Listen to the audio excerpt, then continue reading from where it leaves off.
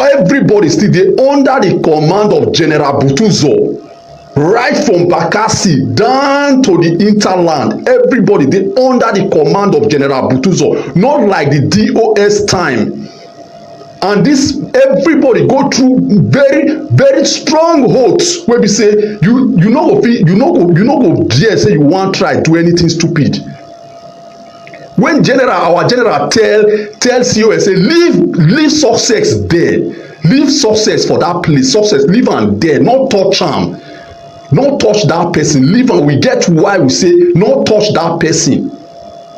You understand? So we don pass the level of all this ID card. That man dey talk bunko, na rubbish he dey talk. Welcome back to Local Journal, my people. On top this Oge Nkere and Dr. Ngozi Orabueze matter, wey be say dem dey fight for this position of acting prime minister as Samuel Ekpa dey for inside detention. E don dey take new dimension now. Una know say Oge Nkere faction dey conduct election, and Oge Nkere wey be the minister of finance, he emerge as the acting prime minister. And since then, if he give him own order, Dr. Ngozi Orabueze, he go counter am. And if Dr. Ngozi Orabueze give her own order, Oge Nkere camp, they go counter am too. This one like this, he don't turn divided house. And una know say divided house no go fit stand. And even according to wetin dey happen for inside Biafran armed forces, them talk say the overall general, what they call General Igwe Butuzo, say he don't take over the power from the both of them since then they fight and then they quarrel. Where we say they no go fit settle their rift. He don't take over power till Simon Ekpa come out from inside detention. But now like this, other people and other Biafrans don't come out, don't they talk wetin they think about the whole matter. Them do their own analysis unto say they understand wetin dey happen for inside in-house. So now like this, they don't come give their own opinion on how they fit settle this matter, because according to them, the thing don't they affect wetin dey happen for inside Biafran armed forces. And then talk say they don't like this thing at all. And for this reason, they don't come out, they talk their own, so that every party, so that the both party go feel listening to them, and so that they go act in accordance to the advice where they give, so that all this problem no go dey again. Them talk plenty things for inside the video, and I go play the video for una. But before I do that one, if today na be the first time you visit our channel, make you like, make you share, and make you subscribe to our channel. So make you watch the video.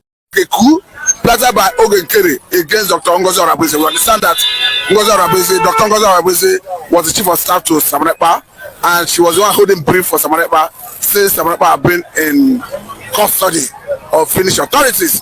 Remember that Ngozi Orabueze is the one that read Samuel Ekpa's speech. But in what looked like a coup, the Oge Nkere, who is the financial secretary, who have always refused to submit to Dr. Ngozi Orabueze, have now emerged as the new prime minister of Biafran. It's a coup. It's not a coup. Oge Nkere did not make any coup. He did not carry out any coup against anybody. But people say this is a coup. It's not a coup. It's election, not selection.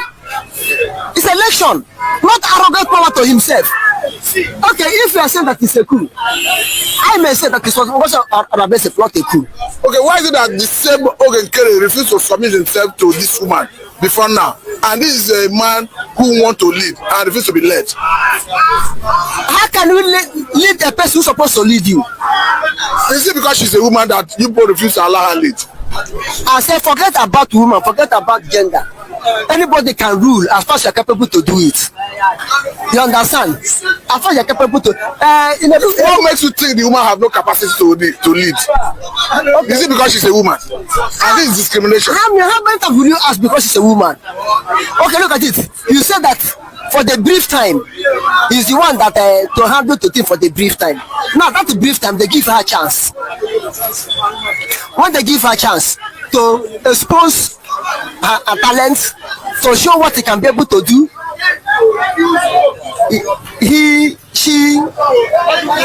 live short to the expectation. Where did she go wrong, Mr. Opara? She go wrong because he wasn't able to hold the house. Was it not the same Oge Nkere that refused to submit to her? Not only Oge Nkere. In home front, they were divided. So they said he affected Biafran armed forces. But this is a discrimination against the human race. Discrimination. Was he able to look at it? General Ghost. Who is General Ghost? One of the Biafran army commanders. How do you get to know about that? Have you seen him on social? I'm not. Okay, because you're not looking well. Journalists that cannot verify. Journalists that cannot go and search. That cannot go and investigate. You understand? But as I was saying on the issue, why do you think they have to discriminate against Dr. Ngozi Orabueze? Nobody discriminated against her, but she wasn't capable. The main Biafran army commander, Igwe Butuzo, was neutral. They both tried to convince General Ghost to follow Ngozi Orabueze. And the other side was the other side. By the time you talk about capacity, does it mean she's disabled? Is her leg paining her, or she cannot function with her hands? And this is a doctor, for crying out loud, and everybody praised her in the one manner she piloted the affairs of the redistribution of Biafra in Finland the other day. What happened there is this. I have said the people don't want commotion. Biafrans are wise. They don't want commotion in that convention. That's why they allow her to do whatever she did. And the most important thing there is the announcement, declaration of restoration of Biafra, which Biafra have become a nation of its own now, seeking for recognition. That's all. And they don't want it to interrupt. Therefore, they keep calm. And now when they have come back home, they give her a chance to exercise what he claimed or what is eyeing to be. She wasn't able to perform. Okay, now let me ask, do you think Dr. Ngozi Orabueze and those who are loyal to her will now submit to Nkere, or there will be fraction and division among the rest of their districtors? They can do whatever they want to do. They have rights. Would that not be a setback for the struggle? It won't be a setback for the struggle. Because this man, the finance secretary have the support of Biafran lobbies, Biafran backers, Biafran financiers, the Congress, American Congress, all of them were behind him, and they knew how his emergence. And the reconstruction committee or central working committee were part of the election that brought him in. When Samuel Ekpa himself was aware of it. Now, Samuel Ekpa has approved him as people have elected him. Now, what is democracy? Government of the people, by the people, and for the people. A government that somebody will not impose himself or herself onto people. That's what happened there. What happened? It's just like a planned adventure, a well-calculated game. You know, before Samuel Ekpa go to special duty that he went, he's supposed to have a second in command, but did not allow that thing to be. It seems that he has seen in the spiritual realm for him not to make a mistake by choosing who will be the second. If he chooses who will be the second and this thing happen and that person is the wrong person, do you know that everything will have scattered? But he allowed time to tell. Now his temporary step aside have proven whom is whom supposed to be, whom the cap is fit to wear. Okay, does the cap fit this man, the financial secretary? And what is his name? Financial secretary, yes. Okay, I think Ogechukwu Nkere. If the cap is not fit for him to wear, he could not have been at last been the acting prime minister or deputy prime minister. Is it being accepted by everybody now? It's accepted because the reconciliation committee or something like that, a body that was set up to bring the reconciliation, look into it. They are the ones that organize it. Now, and I heard that Samuel Ekpa himself was the one who gave direction when the message reached him that this should be done. Ngozi Orabueze step aside and let this be done, like whosoever. And now In anonymous decision,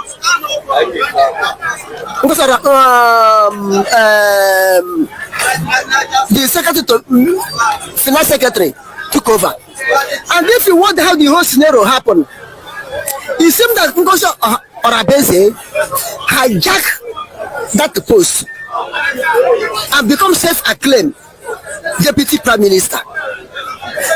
Because if you want the whole scenario that happened on the conventional day, how she came up and announced the dissolved of the committee and do whatever she did, you look at that.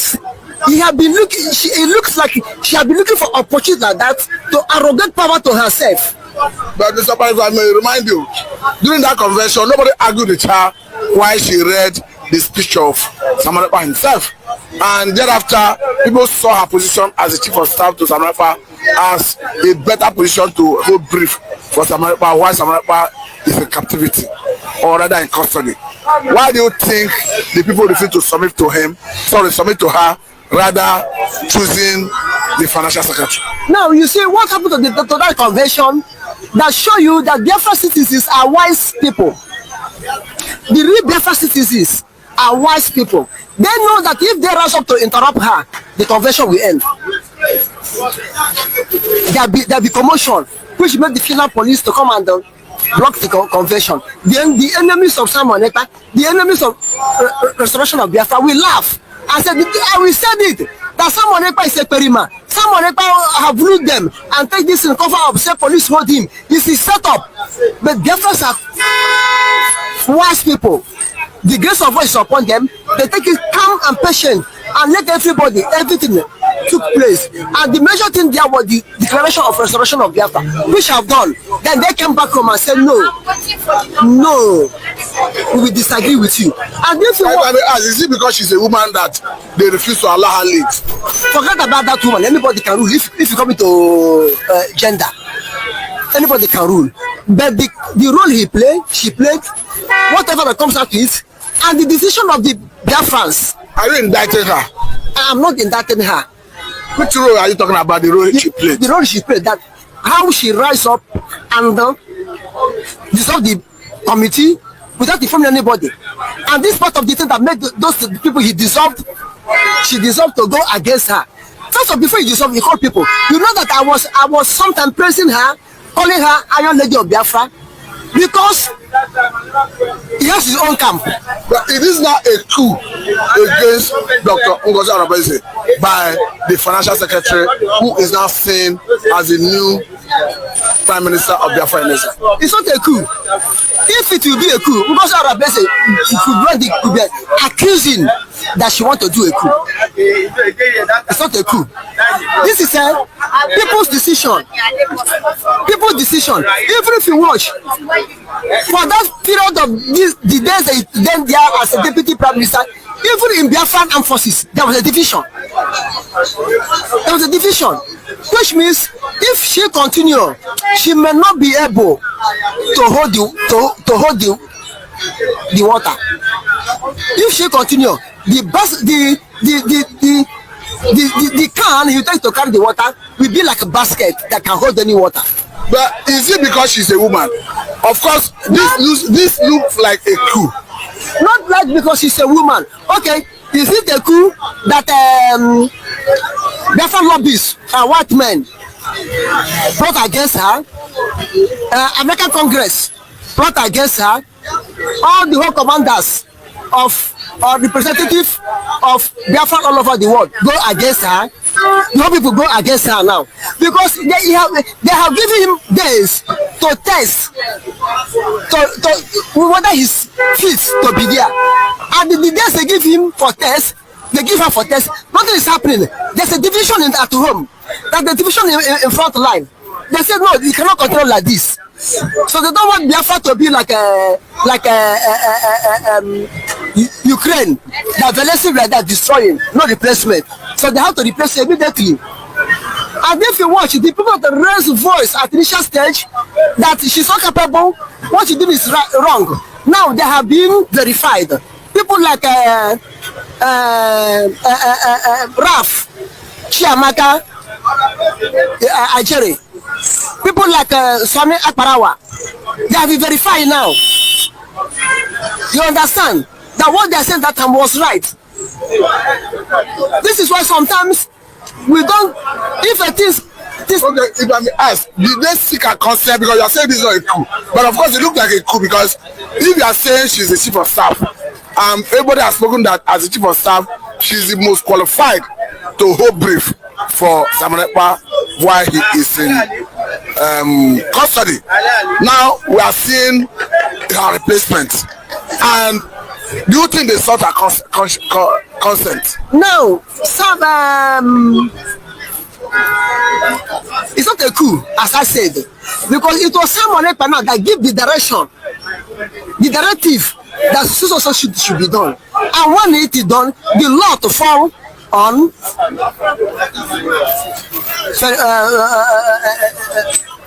Financial Secretary Ogechukwu Nkere. The law to fall on him.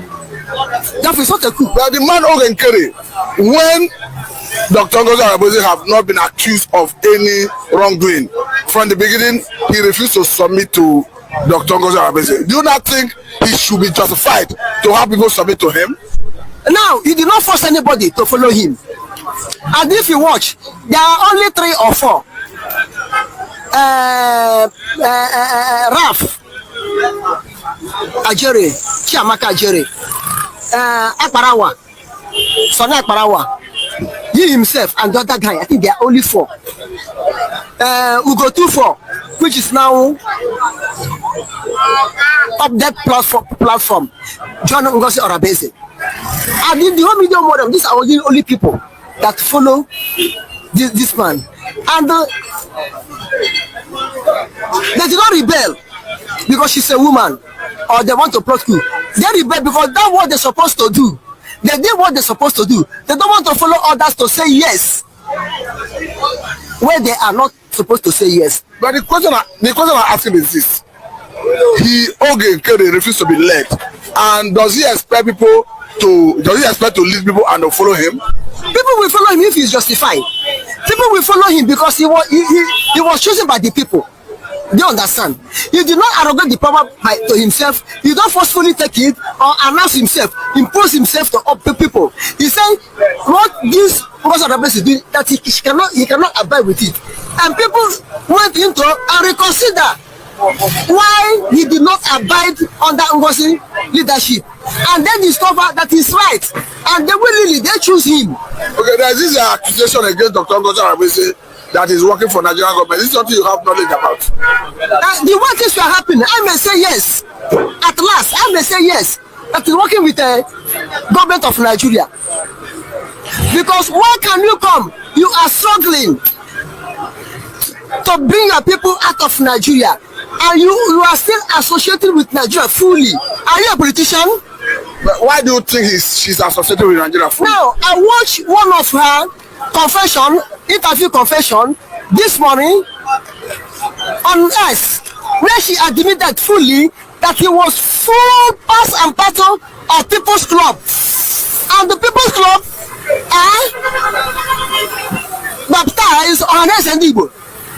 Then how can you be working with a People's Club baptized on Igbo? And you're struggling to keep Biafra, which Ohanes and Igbo kick against it. And you're still with them, dialing and working with them. They do not see you as enemy. They see you as part of their own. And you're still working against them. Don't you know that something is fishy? Depending your time zone.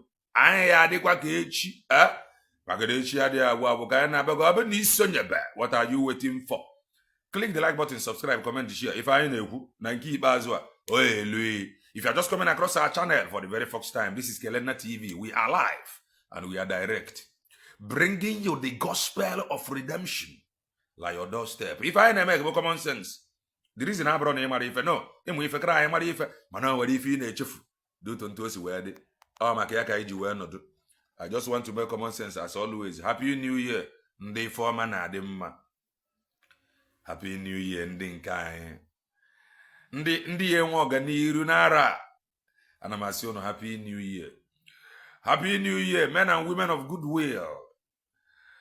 Then I support why I know the Happy New Year, and they believe root struggle in us.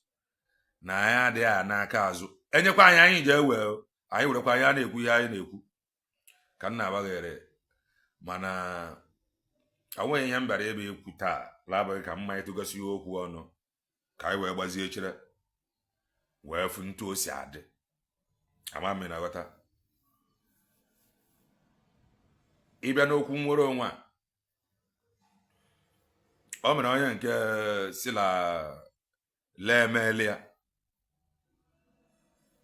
acting PM leemelia ya anyị ama ndemeria ya anyị amfụrụ ebe o si were act ebe were pụtaba mana nwanne anyị nwaanyị bụ madam you must bow anyị fụrụ ebe o si were act ebe pụtaba if not for any other thing she acted well like the just concluded Finland convention.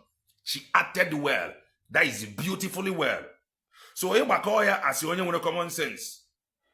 Imagine somebody that acted so well like the concluded Finland convention or a declaration. Now compare somebody who have never acted anything. But one nine nwoke.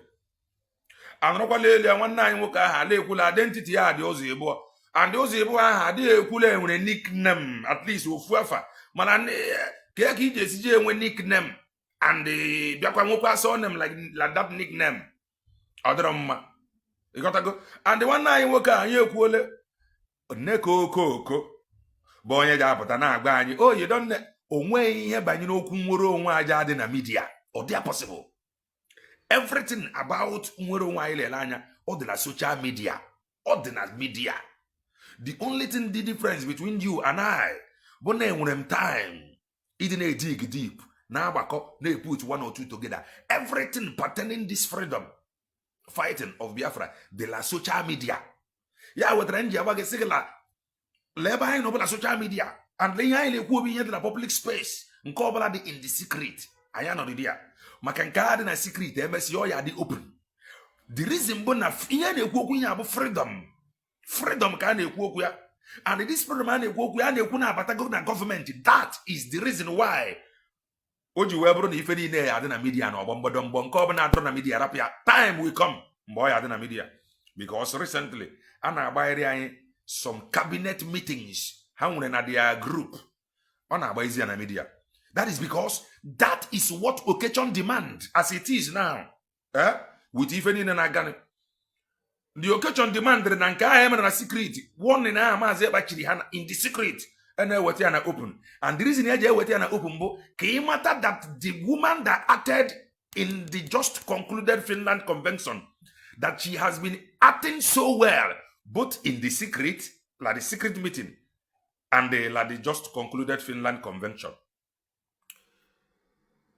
The devil you know,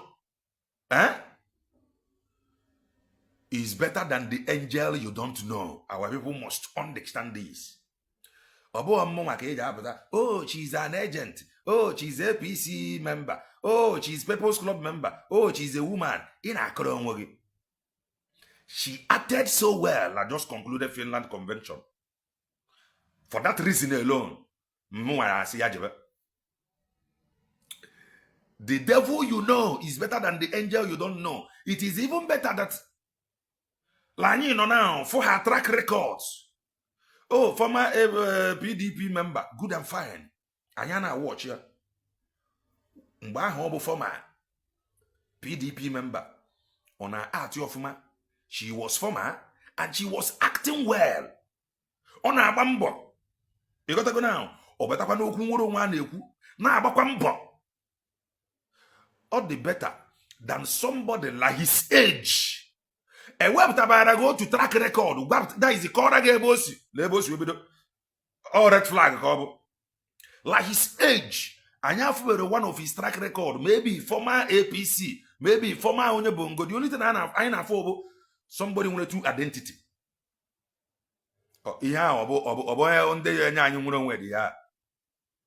Somebody with two identity. Not only them with two identity. onye ọ dịla media law go be CNN some media warriors isi the news de la social media law go be CNN isi and ndị a na-ekwu ego bere isi a they have never debunked it for one day. They have never debunked it. Nke a dị ekwu ya in the secret. He was paying some of them. Those he paid, they have come out and they say, yes, he used to give me money. He used to give us money. But I am not going to support him.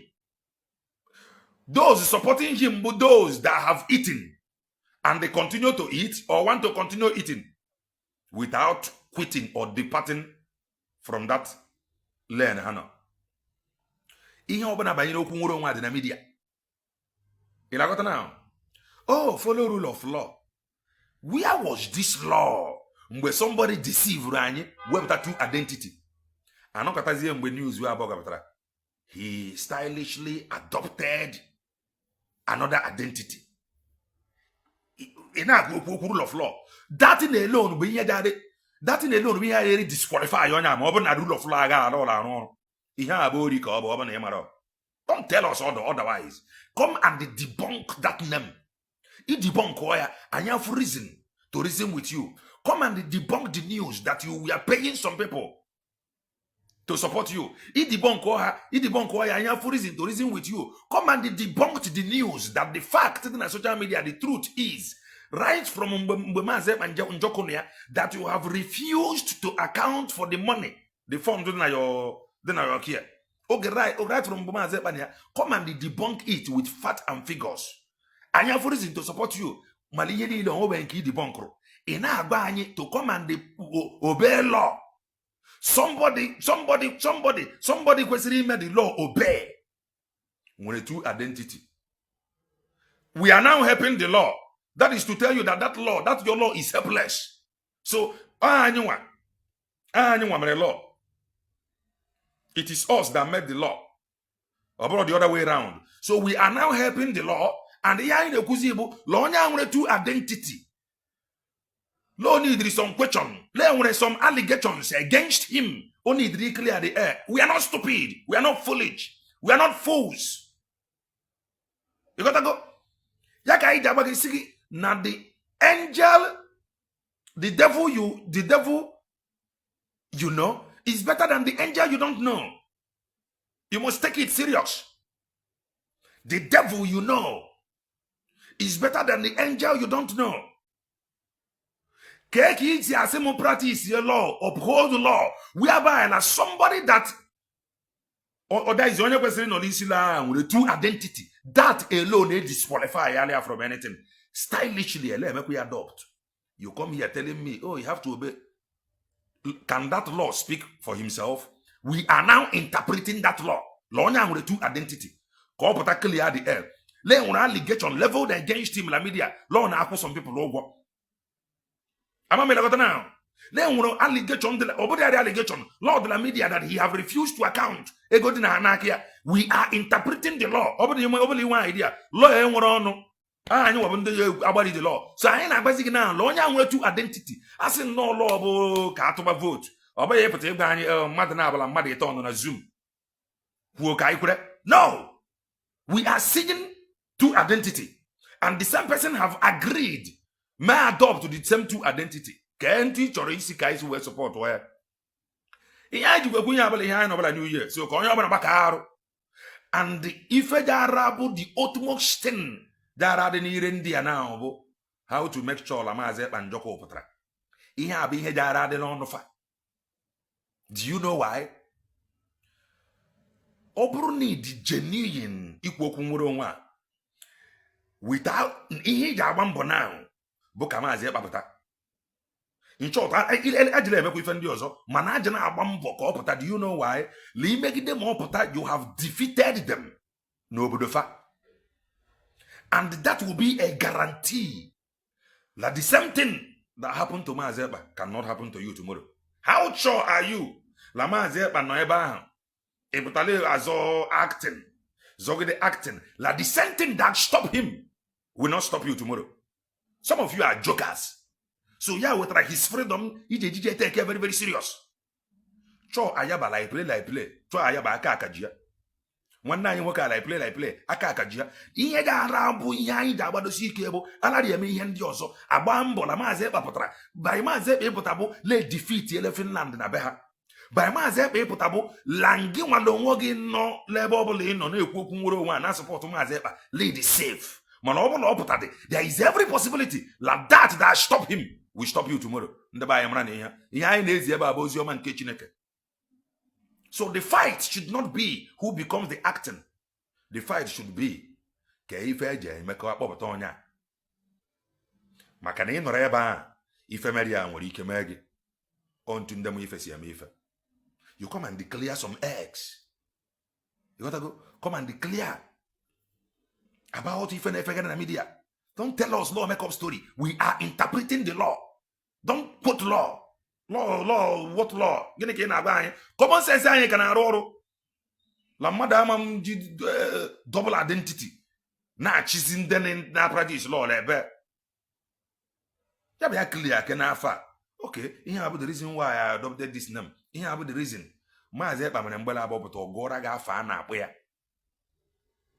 This la ndị mụ ya from Adam na ihe aba afọ ha na-akpụ ya. Na ndị mụ ya from ebe dị ntu a na ife aba afọ ha na-akpụ ya. Like me, enwegasịrị ndị mamụ enwegasịrị afọ a na-akpọ m. Ịghọtago? Ka ebe nwoke anyị a si ọ bụghị ịdịla agba anyị na Ngozi Orabueze agree la yala nwanne nwoke maala akpa politician onye nke oje emebe onye ọ gwara gị lọbụ onye eli a na-akpa ọ dara n'enu ọ pụtagokwa gị ya bụ People's Club member onye nke aja emebe ebe ọ gwara gị obilonguru ọ dara n'elu ọ bụ angel ọ bụrụ angel the devil we know is better than that angel we are yet to know. Ntị ọ dịkwa ihe anyị na-ezigbo gospel of redemption oziọma nke Chineke anyị na-ezi ka ebe o si. Don't tell us former APC former PDP no onye nke a na ka ebe o belong before.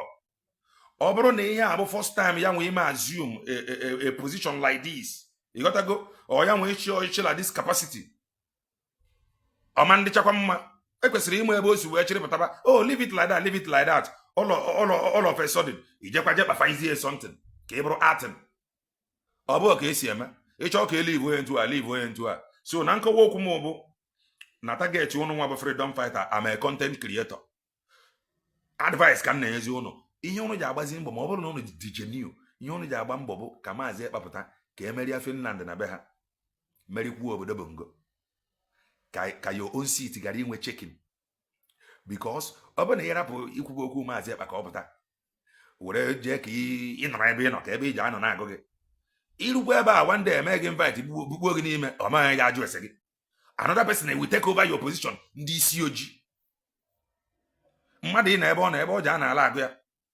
finance minister imepụli ya emepụ inye nwa akaụntụ ibi abụzie finance minister sele bụrụla 13 PM this your 13 PM ka ezi onye bụzi finance minister gị iji portfolio finance minister iji portfolio 13 PM aja agbafudiri ụnụ agbafuru ndị isi ojii nneke ngị nwa aja agbafuru ụnụ agbafuru ya onye ji ikwu isi ya kwuo okwu lọ ala ekwu okwu fake identity edefend be ya ala ekwu okwu ala agbaisiri ndị mmadụ ego edefend be ya ọ dịra media ya ejikwa ekwu ihe abụ mara na ya mara na ọ bụrụ na ụnụ agba mbọ ka maazị Ekpa pụta ihe mere maazị Ekpa ji eme ụnụ ka m na-agba gị that is the honest truth.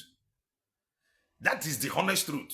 Mala imegide meria ndị a ma ọ pụta obodo n'ebe ị nọ n'ime ekwu okwu nwere onwe fala anya fa afụ na ọ nwere okwu anya ihe niile a rekọdụ eyi ejije emene gị invite onye nke akụchieli ya ebe na-ekuchi onye nke ala ebe a onye nke a na ebe ya ikuchi ya dị very easy ka eke esi ya akụchi ya bute the same case file onye nke eji wee kuchi ya la Finland bute ya la America were ya kuchie ọsụkwa ya bụrụla style were style a kuchie the reason bụla ha mere allow style ahụ eji wee jide nwanne ha ewerekwa the same style mee ya implement ebe ọ bụla ị na-ejide gị so ọ bụghị gbara eje abụ atim bụ isi gbaa na mbọ ka ọ pụta ka ị mara na ya dị free if you are genuine ka m na-agba ya oziọma nke Chineke anyị ezi don't misunderstand us anyị abụrụ ọmaracha ncha law bụ anyị dere ya ịkọzile nonsense Bible bụ mmadụ dere ya ọ dadị n'elu. So this law anyị nwa dere ya, and this very law enwere some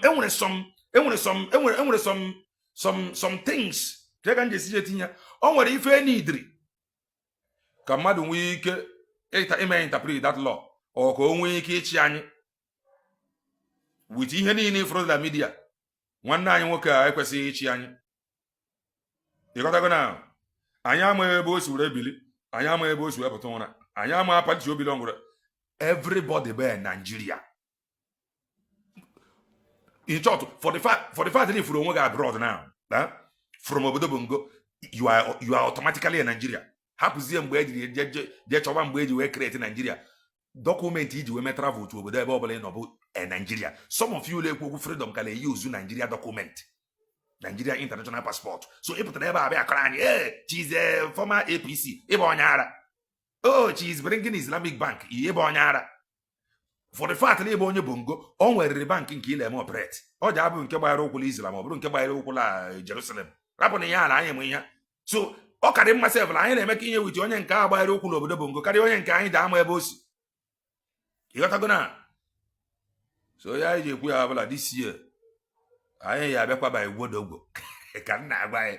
Erego so ile ma anyị ya fly anyị rịkọbago anyị na-abịa ba igwodogwo. Evidence is still ọbụla anyị need banyere okwu nwere onwe adịla social media. Ọ dịla medium. Ọ dịla social medium. So you don't tell us otherwise. Oh, you are not an insider. There is nothing inside there to know.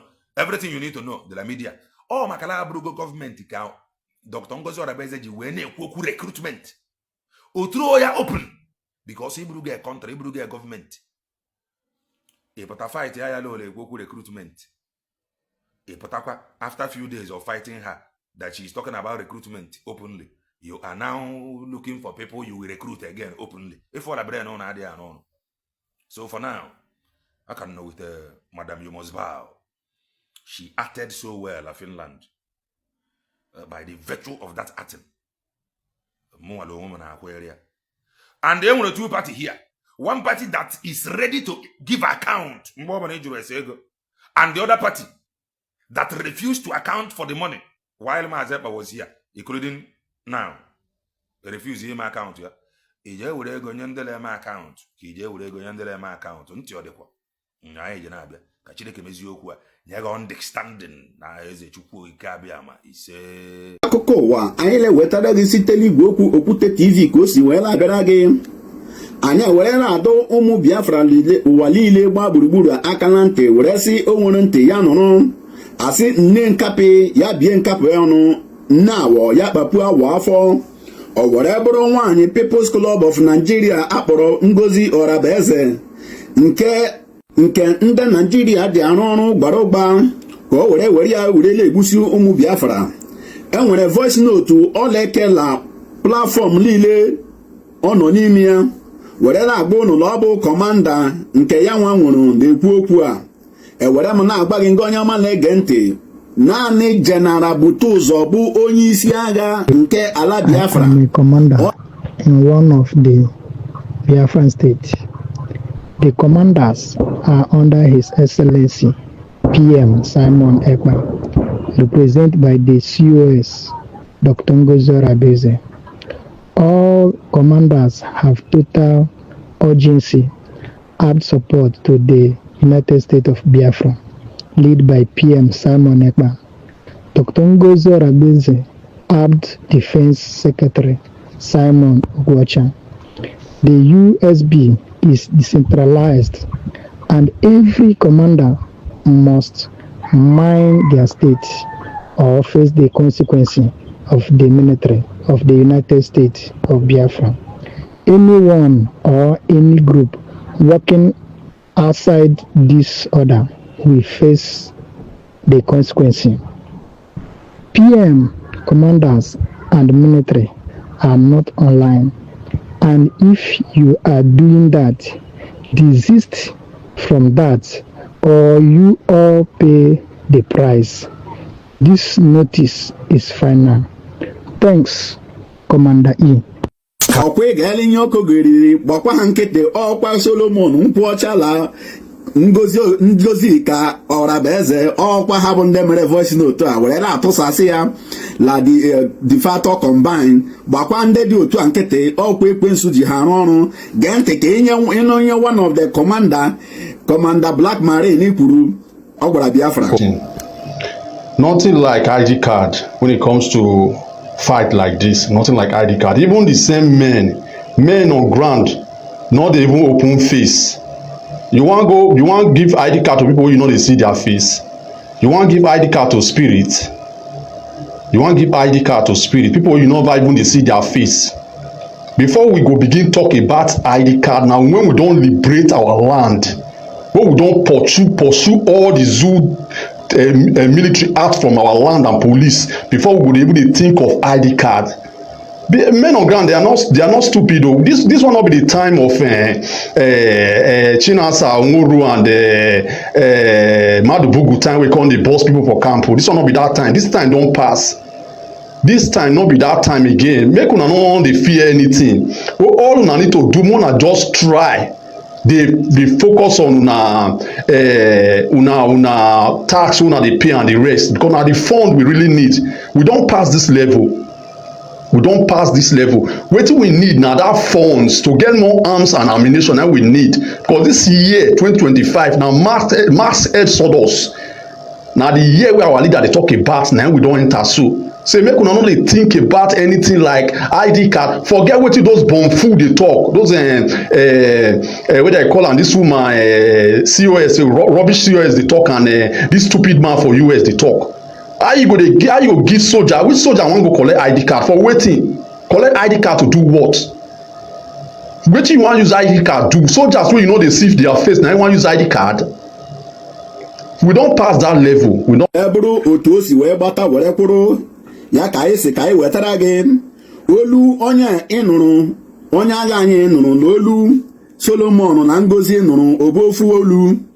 Anyị eweresị o ji akwa asa ahụ mara onwe ya. Ụkpala ọbụla okpoko gburu lọọkwa ntị chiri ya. O nwere ntị ya nụrụ ihe okwute